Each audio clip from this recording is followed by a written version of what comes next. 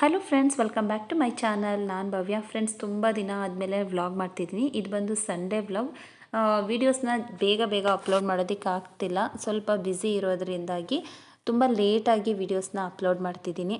ಹಾಗೆ Sunday vlog ಆಗಿರೋದ್ರಿಂದ Sunday ನಮ್ಮ ಮನೇಲಿ ನಾನ್ ವೆಜ್ ಅಂತೂ ಇದ್ದೇ ಇರುತ್ತೆ. ಹಾಗೆ ಇವತ್ತು ಚಿಕನ್ ಸಾಂಬಾರು ಮತ್ತು ಚಿಕನ್ ಪೆಪ್ಪರ್ ಡ್ರೈ ಮಾಡ್ತಿದ್ದೀನಿ. ಚಿಕನ್ ಪೆಪ್ಪರ್ ಡ್ರೈ ಅಂದರೆ ನಮ್ಮ ಚಿನ್ನುಗೆ ಮತ್ತು ಸಂಜುಗೆ ಇಬ್ರಿಗೂ ತುಂಬಾ ಇಷ್ಟ. ಚಿನ್ನು ಯಾವಾಗಲೂ ಕೇಳ್ತಿರ್ತಾನೆ ಚಿಕನ್ ಪೆಪ್ಪರ್ ಡ್ರೈನ. ಅವನಿಗೆ ಸಾಂಬಾರೆಲ್ಲ ಅಷ್ಟು ಇಷ್ಟ ಆಗಲ್ಲ. ಈ ಥರ ಪೆಪ್ಪರ್ ಡ್ರೈ ಎಲ್ಲ ಮಾಡಿದ್ರೆ ತುಂಬ ಇಷ್ಟಪಟ್ಟು ತಿಂತಾನೆ, ಇಲ್ಲಾಂದರೆ ಸಾಂಬಾರ್ದೆಲ್ಲ ಅಷ್ಟು ಇಷ್ಟಪಡಲ್ಲ.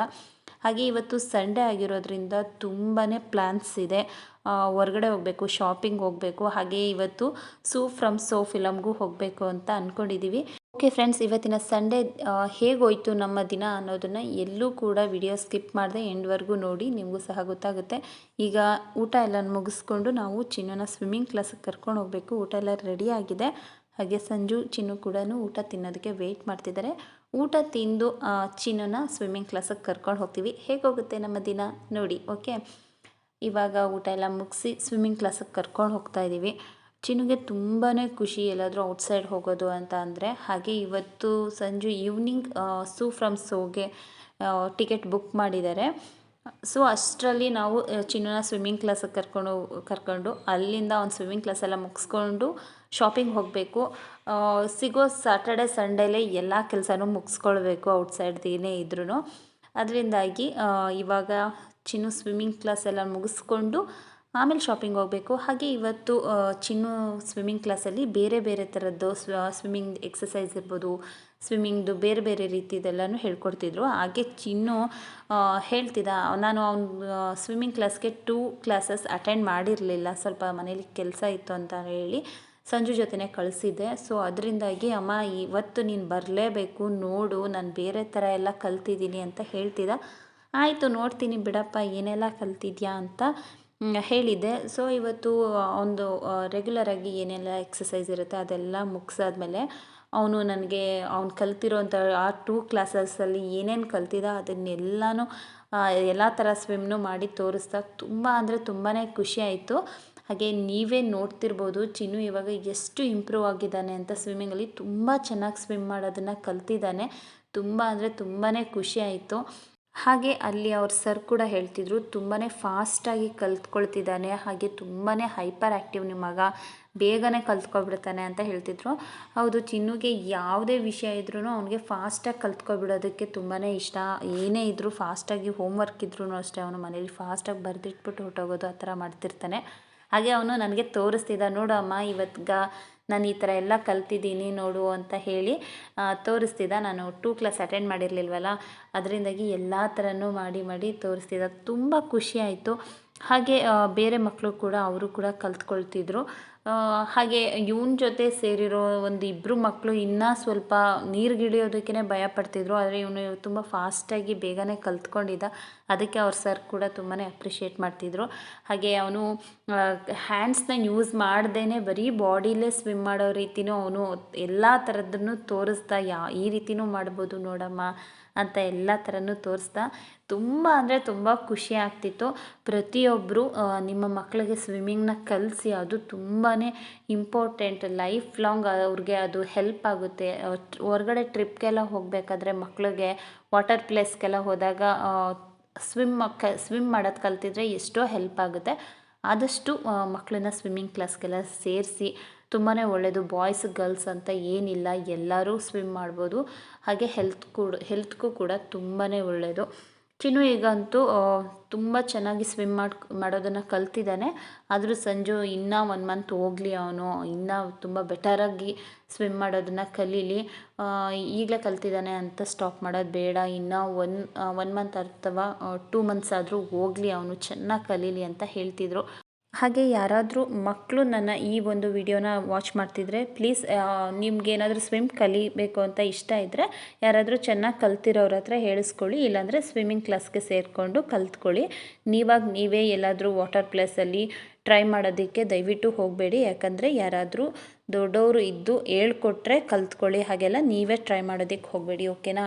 ಹಾಗೆ ಸ್ವಿಮ್ಮಿಂಗ್ ಕ್ಲಾಸ್ ಎಲ್ಲ ಮುಗಿಸ್ಕೊಂಡು ಇವಾಗ ಶಾಪಿಂಗ್ಗೆ ಅಂತ ಹೊರಟ್ವಿ. ಹಾಗೆ ಸ್ವಲ್ಪ ಗ್ರಾಸರಿ ಹಾಗೆ ಹಬ್ಬಗಳೆಲ್ಲ ಬರ್ತಿತ್ತಲ್ಲ, ಅದಕ್ಕೆ ಡ್ರೆಸ್ ಎಲ್ಲ ತೊಗೊಳ್ಬೇಕಿತ್ತು. ಅದರಿಂದಾಗಿ ಒಂದೇ ದಿನದಲ್ಲಿ ಇವತ್ತು ಎಲ್ಲನೂ ಶಾಪಿಂಗ್ ಎಲ್ಲ ಮುಗಿಸ್ಕೊಳ್ಳೋಣ ಅಂತ ಹೇಳಿ ಇವಾಗ ಹೋಗ್ತಿದ್ದೀವಿ. ಆದರೆ ವೀಡಿಯೋಸ್ ಸ್ವಲ್ಪ ಇದು ಹಿಂದೆನೇ ಮಾಡಿದ್ದು, ಆದರೆ ನನಗೆ ಎಡಿಟ್ ಮಾಡಿ ಅಪ್ಲೋಡ್ ಮಾಡೋದಕ್ಕೆ ಆಗಿರಲಿಲ್ಲ. ಇವಾಗ ಹಬ್ಬಗಳೆಲ್ಲ ಮುಗಿದಾದ್ಮೇಲೆ ನಾನು ಈ ಒಂದು ವಿಡಿಯೋನ ಎಡಿಟ್ ಮಾಡಿ ಅಪ್ಲೋಡ್ ಮಾಡ್ತಿದ್ದೀನಿ. ಸ್ವಲ್ಪ ಬ್ಯುಸಿ ಇದ್ದಿದ್ದರಿಂದ ನಾನು ಎಲ್ಲ ವೀಡಿಯೋಸ್ನ ಸ್ವಲ್ಪ ಲೇಟಾಗಿ ಹಾಕ್ತಿದ್ದೀನಿ. ಹಾಗೆ ಸ್ವಲ್ಪ ಫೋನ್ ಕೂಡ ನನ್ನದು ಪ್ರಾಬ್ಲಮ್ ಆಗಿತ್ತು, ಅದರಿಂದಾಗಿ ನಾನು ಎಡಿಟ್ ಮಾಡೋದಕ್ಕೆ ಆಗಿರಲಿಲ್ಲ. ಈಗ ಗ್ರಾಸರಿ ಎಲ್ಲನೂ ತೊಗೊಂಡು ಹಾಗೆ ಡ್ರೆಸ್ ಎಲ್ಲನೂ ಶಾಪಿಂಗ್ ಮಾಡ್ಕೊಂಡ್ವಿ.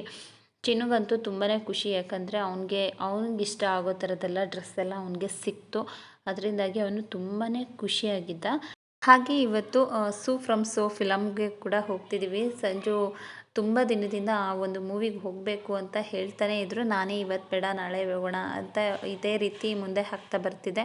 ಆದರೆ ಅವರು ಇವತ್ತು ಹೋಗಲೇಬೇಕು ಅಂತ ಹೇಳಿ ಈವ್ನಿಂಗ್ 7 o'clock ಬುಕ್ ಮಾಡಿಬಿಟ್ಟಿದ್ದಾರೆ. ನಾನು ಹಾಗೂ ಇವತ್ತು ಫುಲ್ ಟಯರ್ಡ್ ಆಗಿತ್ತು, ಬೇರೆ ದಿನ ಹೋಗ್ಬೋದಿತ್ತು ಅಂತ ಹೇಳ್ತಿದ್ದೆ. ಆದರೆ ಅವರು ಆನ್ಲೈನಲ್ಲಿ ಆಲ್ರೆಡಿ ಬುಕ್ ಮಾಡಿದ್ದೀನಿ, ಇವತ್ತೇ ಹೋಗಬೇಕು ಅಂತ ಹೇಳಿದರು. ನಮ್ಮ ಚಿನ್ನುಗೂ ಕೂಡ ಸೂ ಫ್ರಮ್ ಸೋ ಮೂವಿ ನೋಡೋದಕ್ಕೆ ತುಂಬಾ ಖುಷಿ. ಅವನು ಕೂಡ ಅವ್ನ ಫ್ರೆಂಡ್ಸ್ ಎಲ್ಲ ಹೇಳ್ತಿದ್ರಂತೆ ಚೆನ್ನಾಗಿದೆ ಅಂತ, ಅದರಿಂದ ಅವನು ಕೂಡ ಹೇಳ್ತಿದ್ದ ಸೂ ಫ್ರಮ್ ಸೋ ಫಿಲಮ್ ಚೆನ್ನಾಗಿದೆಯಂತೆ ಪಪ್ಪ ಅಂತ.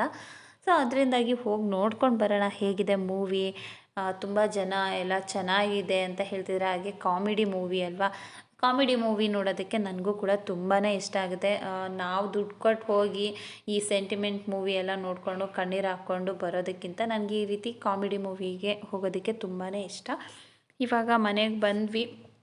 ಮನೆಗೆ ಬಂದಾದಮೇಲೆ ಚಿನ್ನು ನಾನ್ ವೆಜ್ ತಿಂದಾದ್ಮೇಲೆ ಏನಾದರೂ ಸ್ವೀಟ್ ತಿನ್ನಬೇಕು ಅಮ್ಮ, ಏನಾದರೂ ಸ್ವೀಟ್ ಮಾಡಿಕೊಡು ಅಂತ ಕೇಳ್ತಾನೆ ಇದ್ದ. ಹಾಗೆ ನಮಗೂ ಕೂಡ ಅಷ್ಟೇ, ಏನಾದರೂ ನಾನ್ ವೆಜ್ ತಿಂದಾಗ ಏನಾದರೂ ಸ್ವೀಟ್ ತಿನ್ನಬೇಕು ಅಂತ ಅನಿಸುತ್ತೆ. ಹಾಗೆ ಸಂಜು ಏನಾದರೂ ತರ್ತೀನಿ ಅಂದರೂ ನಾನೇ ಬೇಡ, ಮನೇಲಿ ಕ್ಯಾರೆಟ್ ಇದೆ, ಕ್ಯಾರೆಟ್ ಹಲ್ವಾ ಮಾಡಿಬಿಡ್ತೀನಿ.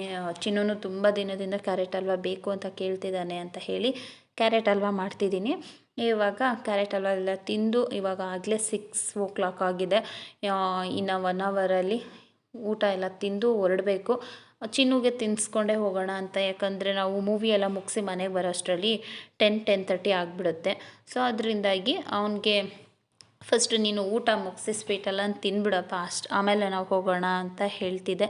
ಅದಕ್ಕೆ ಅವನಂತೂ ಸ್ವೀಟ್ ಮಾಡ್ತಿರೋದ್ರಿಂದ ಎಷ್ಟು ಸಲ ಕಿಚನ್ಗೆ ಬಂದು ನೋಡಿದ್ದಾನೆ ಗೊತ್ತಾ. ಸ್ವೀಟ್ ಆಯಿತಾ ಅಂತ, ಏನಾದರೂ ಮನೇಲಿ ಸ್ವೀಟ್ ಮಾಡ್ತಿದ್ದೀನಿ ಅಂದರೆ ತುಂಬ ಸಲ ಬಂದು ಕಿಚನಲ್ಲಿ ನೋಡ್ತಾನೇ ಇರ್ತಾನೆ.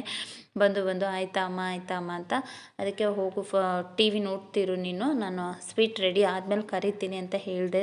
ಸೊ ಅದರಿಂದಾಗಿ ಟಿ ವಿ ನೋಡ್ತಾ ಕೂತಿದ್ದಾನೆ. ತುಂಬ ಸಲ ಕ್ಯಾರೆಟ್ ಹಲ್ವಾ ಹೇಗೆ ಮಾಡ್ತೀನಿ ಅನ್ನೋದನ್ನು ನಾನು ವೀಡಿಯೋಸಲ್ಲಿ ತೋರಿಸಿದ್ದೀನಿ. ಸೊ ನನ್ನ ಚಾನಲಲ್ಲಿ ಚೆಕ್ ಮಾಡಿ ಕ್ಯಾರೆಟ್ ಹಲ್ವಾ ನಾನು ಹೇಗೆ ಮಾಡ್ತೀನಿ ಅನ್ನೋದನ್ನ ನೀವು ತಿಳ್ಕೊಳ್ಬೋದು. ಹಾಗೆ ಚಿನ್ನೋದು ಊಟ ಎಲ್ಲ ಮುಗಿಸಿ ಈಗ ಸ್ವೀಟ್ನ ತಿಂತಿದ್ದಾನೆ. ಈಗ ರೆಡಿ ಮಾಡಿಸ್ಕೊಂಡು ಸೂ ಫ್ರಮ್ ಸೋ ಫಿಲಮ್ಗೆ ಹೋಗಬೇಕು. ಮೂವಿ ಎಲ್ಲ ಹೇಗಿತ್ತು ಅಂತ ಮುಂದೆ ತಿಳಿಸ್ತೀನಿ. ಸೊ ವಿಡಿಯೋ ಸ್ಕಿಪ್ ಮಾಡಿದೆ, ಎಂಡ್ವರೆಗೂ ನೋಡಿ. ಇವಾಗ ನಾವು ಬಂದ್ವಿ ನೋಡೋಣ ಅಂತ ಹೇಳಿ. ತುಂಬಾ ಖುಷಿ ಆಗ್ತಿತ್ತು. ಹಾಗೆ ಇತ್ತೀಚೆಗೆ ಥಿಯೇಟ್ರಿಗೆ ಎಲ್ಲ ಜನ ಬರೋದೇ ತುಂಬಾ ಕಡಿಮೆ ಆಗಿತ್ತು. ಬಟ್ ಇವತ್ತು ಎಷ್ಟು ಜನ ಬಂದಿದ್ದರು ಅಂತಂದರೆ ತುಂಬ ಖುಷಿಯಾಯಿತು. ಕನ್ನಡ ಮೂವಿಗೆ ಇಷ್ಟು ಜನ ಬಂದಿರೋದನ್ನ ನೋಡಿ ತುಂಬ ದಿನಗಳೇ ಆಗಿಬಿಟ್ಟಿತ್ತು. ಯಾವಾಗಲೂ ಸೀಟೆಲ್ಲ ಖಾಲಿ ಹೊಡಿತಿತ್ತು. ಆದರೆ ನಾವು ಸ್ವಲ್ಪ ಬೇಗನೆ ಬಂದಿದ್ವಿ. ಫಿಲಮ್ ಸ್ಟಾರ್ಟ್ ಆದಮೇಲೆ ಹೋಗೋದಕ್ಕಿಂತ ಸ್ವಲ್ಪ ಬೇಗ ಹೋಗೋಣ ಅಂತ ಹೇಳಿ ನಮ್ಮ ಮನೆ ಹತ್ರನೇ ಇದ್ದಿದ್ದು. ಸೊ ಅದರಿಂದಾಗಿ ಬೇಗನೆ ಬಂದ್ವಿ. ಸಂಜು ನೋಡ್ತಿದ್ದಾರೆ ನಮ್ಮ ಸೀಟ್ ಎಲ್ಲಿ ಅಂತ ಹೇಳಿ. ಚಿನ್ನು ಅದಕ್ಕೆ ತೋರಿಸ್ತಿದ್ದಾನೆ ಈ ಕಡೆ ಆ ಕಡೆ ಅಂತ ಹೇಳಿ. ಮೂವಿ ಅಂತೂ ತುಂಬ ಅಂದರೆ ತುಂಬಾ ಚೆನ್ನಾಗಿತ್ತು, ತುಂಬಾ ಎಂಜಾಯ್ ಮಾಡಿದ್ವಿ. ಯಾರೆಲ್ಲ ಹೋಗಬೇಕು ಅಂತ ಅಂದ್ಕೊಂಡಿದ್ರ ಖಂಡಿತ ಹೋಗಿ, ತುಂಬ ಅಂದರೆ ತುಂಬಾ ಎಂಜಾಯ್ ಮಾಡ್ತೀರಾ. ನಾವಂತೂ ಸಿಕ್ಕಾಪಟ್ಟೆ ನಕ್ಕಿದ್ದೀವಿ.